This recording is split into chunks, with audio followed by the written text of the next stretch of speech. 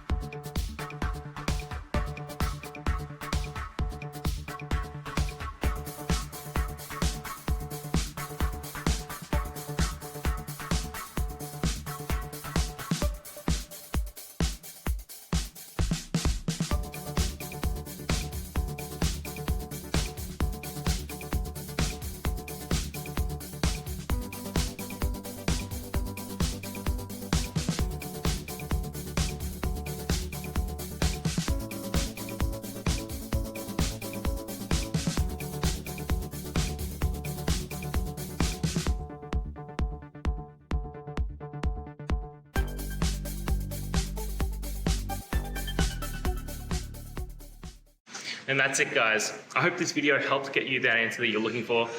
Now, I'll see you next time. Please subscribe for more question and answer videos. And if you have any more, please just shoot them through in the comments. Have a good one.